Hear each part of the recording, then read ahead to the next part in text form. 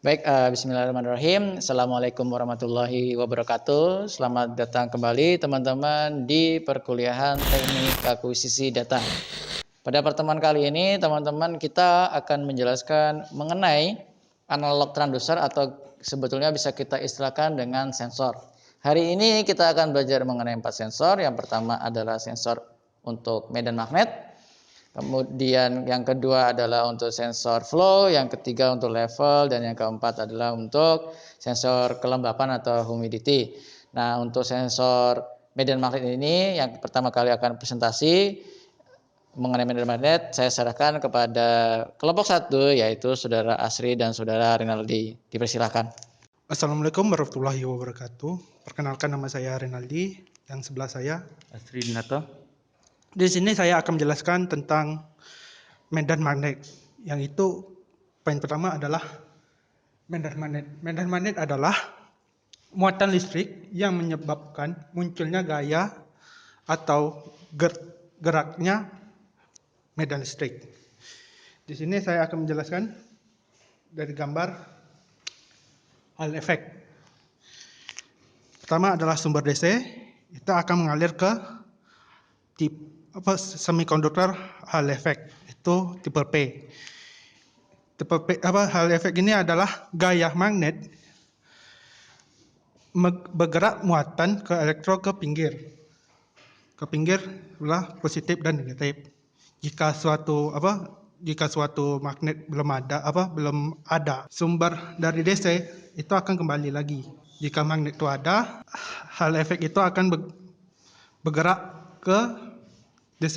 Itu akan dijelaskan oleh Bang Asri. Baik, saya Asri Dinata. Seperti yang sudah dijelaskan tadi, bagaimana cara kerjanya? Saat magnet kutub selatan ini berada di sensor Hall effect ini, maka muatan elektron yang melewati sensor ini akan digerakkan ke pinggir-pinggir dari semikonduktor, sehingga akan mengalirkan keluar. Grafik dari medan magnet itu bertegak lurus seperti di gambar. Grafik muatan listrik terhadap magnet itu tegak lurus. Oke, yang tadi mohon maaf ada kesalahan teknis. Oke, dari grafik ini medan magnet yang dari hijau ini dan dari Hall effect itu menegak lurus, itu dari DC volt dengan hasil keluaran dari medan magnet itu tersebut. Itu saja yang bisa saya sampaikan. Mohon kurang minta maaf. Assalamualaikum warahmatullahi wabarakatuh. Baiklah, perkenalkan, nama saya Bilal Saini, saya dari kelompok 3. Akan menjelaskan apa itu sensor level ya. Yang pertama yaitu apa itu sensor level ya. Sensor level itu merupakan sensor yang berupa mengukur sebuah level cairan ataupun muatan lain untuk diukur dalam suatu level. Kemudian penggunaan sensor level. Di sini ada dua jenis, yaitu lever kontinu dan lever titik. Yang mana lever kontinu itu merupakan level yang berjenis analog yang bisa seperti dicontohkan yaitu ultrasonik. Sedangkan lever titik itu adalah berupa lever yang memiliki nilai high and low ataupun 1 dan 0 yang bisa dicontohkan seperti fotodioda. Kemudian kapan sensor itu digunakan? Nah, kapan yang sensor kita gunakannya itu waktu kita mengaplikasikan sebuah penginderaan seperti penginderaan tingkat tinggi ataupun rendah, yang mana contohnya itu alarm ataupun kebocoran pada suatu tabung. Lalu kenapa sensor itu digunakan? Sensor level itu digunakan untuk mengirim informasi yang berupa level yang mengirimkan ke pengguna. Kemudian Di sini ada standarisasi aplikasi internasional. Nah, terdapat 4. Yang pertama itu NIST, Fluid Flow Group. Yang ini merupakan standar level dari Amerika untuk industri Amerika. Yang kedua, International Electronical Commission, yang bisa disebut standar internasional untuk mengukur tingkat elektromagnetik. Yang ketiga, AP Manual Petroleum Measurement. Di sini ada standar manual internasional untuk menghitung level minyak. Ya. Kemudian OML R85. Ini biasanya untuk mengirim tingkat level yang tertentu ke pengguna ataupun ke data lainnya. Kemudian tipe level sensor akan dijelaskan oleh Marzuki. Bismillahirrahmanirrahim. Oke, baik, di sini saya akan menjelaskan yaitu sedikit tentang tipe level sensor atau komponen yang ada di komponen untuk tipe sensor, level sensor. Oke. Di sini ada yang pertama itu ada hidrostatik. Hidrostatik di sini seperti kita contohkan sedikit, yaitu kayak kita tekanan yang dimana tekanan 1, tekanan 2, yang dimana apabila tekanan 1 ditekan, maka tekanan kedua naik ke atas. Seperti itu contohnya. Nah, terus di sini ada ultrasonik yang kedua. Nah, ultrasonik di mana dia memantulkan gelombang atau yang menggantulkan gelombang, terus yang dimana yang carinya itu yaitu waktu dari pantulannya. Nah, terus yang ketiga yaitu ada RF kapasitas. Nah, yang gimana kapasitas di sini yaitu kapasitas sebagai konstantan elektrik. Terus yang selanjutnya itu ada magnetostrictive. Nah, yang dimana di sini kayak sensor magnet. Terus yang selanjutnya itu microwave radar level sensor, terus ada selanjutnya ada GWR atau kita sebut Green Wave Radar, dan yang terakhir itu ada Stroke Air Radar. Oke, sekian, dan selanjutnya akan dijelaskan lebih detailnya sedikit oleh Marzuki. Marzuki, silakan. Oke, assalamualaikum warahmatullahi wabarakatuh. Di sini saya akan menjelaskan sedikit tentang masalah dari jenis-jenis tipe-tipe sensor level. Yaitu pertama di sini ada jenis dari tipe dari level sensor, yaitu dari tipe hidrostatik. Sensor level hidrostatik ini mengambil prinsip kerja yaitu tekanan hidrostatis, yang dimana rumusnya yaitu tekanan sama dengan rho dikali kecepatan gravitasi dikali sama ketinggian. Jadi di sini ada rumus ketinggian, maka bisa kita manfaatkan rumus ini untuk mengetahui level airnya. Berarti misal jika kita ingin mengetahui level air, otomatis kita membuat suatu ukuran di mana yang telah kita ketahui yaitu tekanan dibagi massa jenis air dikali dengan kecepatan gravitasi bumi. Kemudian tipe dari sensor level yaitu dari tipe ultrasonik. Dari tipe ultrasonik ini yaitu memanfaatkan kecepatan suara. Yaitu dari kecepatan suara ini berbasis dengan waktu.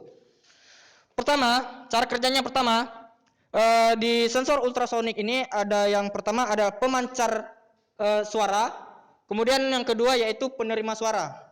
Pertama, suaranya dipancarkan, kemudian menyentuh permukaan zat yang diukur, kemudian dipantulkan kembali kepada receiver atau penerima gelombang suara tersebut. Jadi di sini ada rumus seperti jarak dari sensor ke permukaan zat yang kita ukur, yaitu D sama dengan 0,034.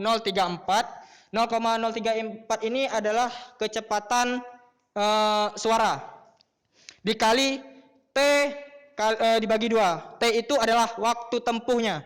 Dikarenakan ini ada gelombang dipancarkan dan gelombang gelombang yang diterima, maka jarak itu akan dibagi 2. Maka di sini waktu tempuhnya akan dibagi 2. Oke, kemudian selanjutnya di kapasitansi level measure, yaitu suatu pengukuran level yang diadopsi dari prinsip kerja kapasitansi.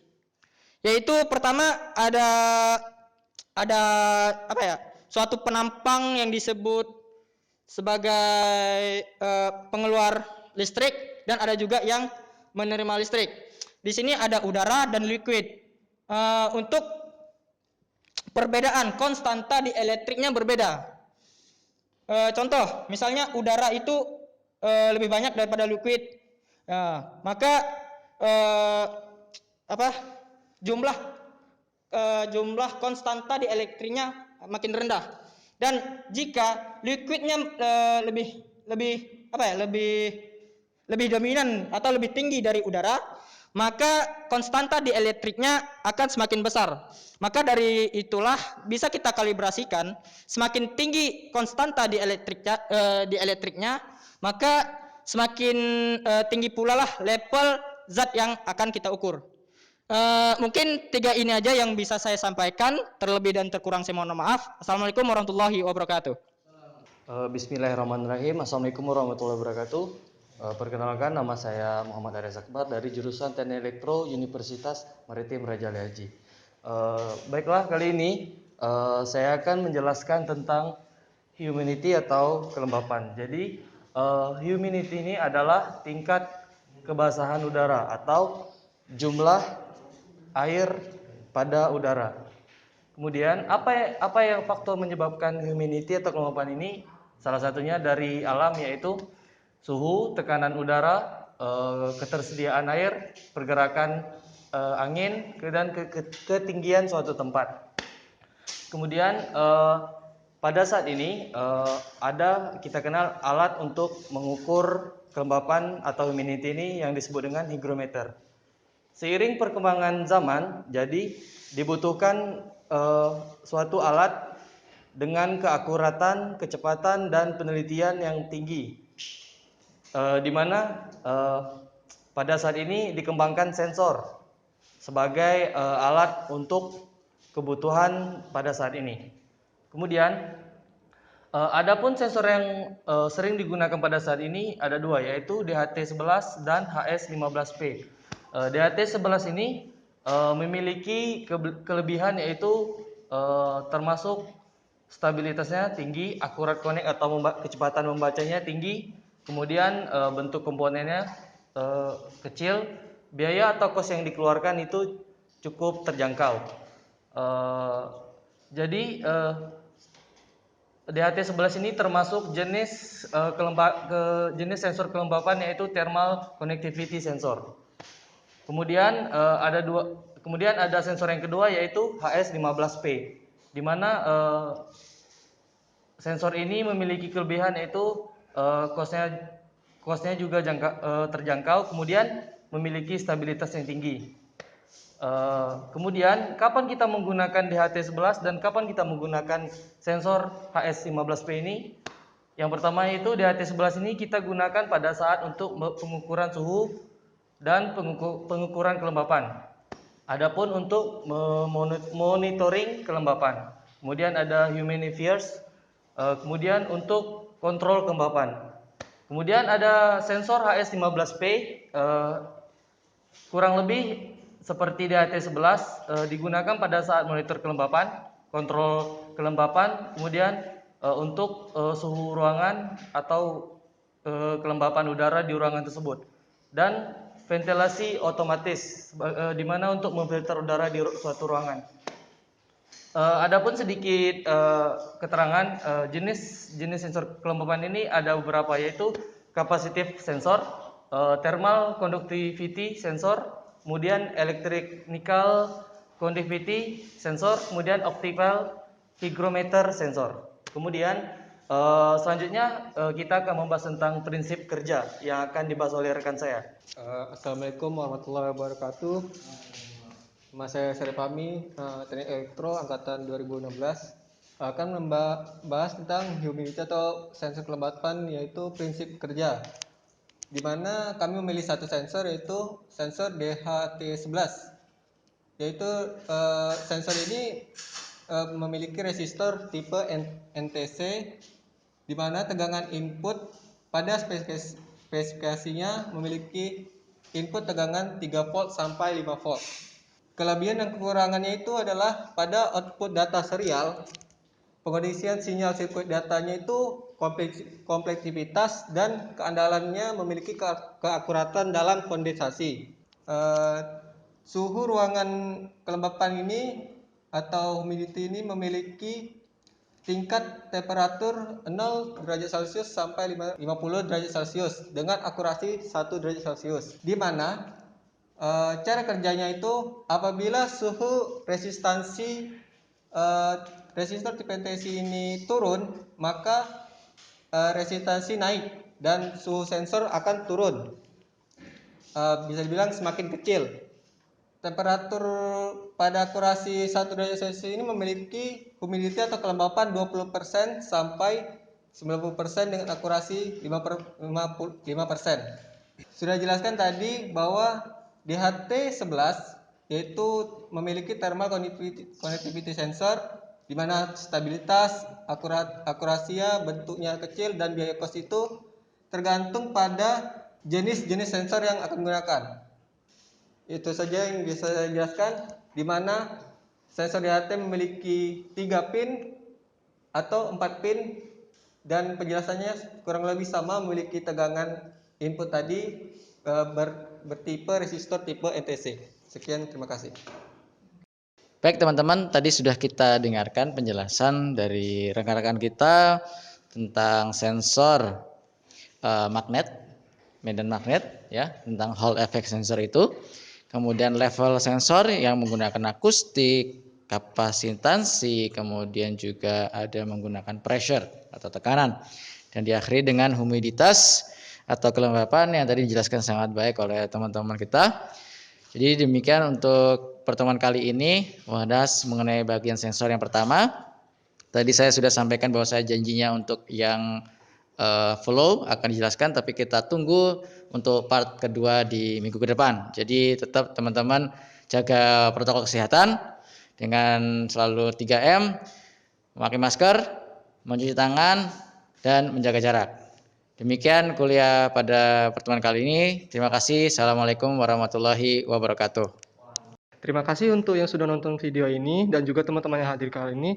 Jangan lupa like dan subscribe dan juga komentar di kolom komentar. Subscribe-nya di sini ya, tolong.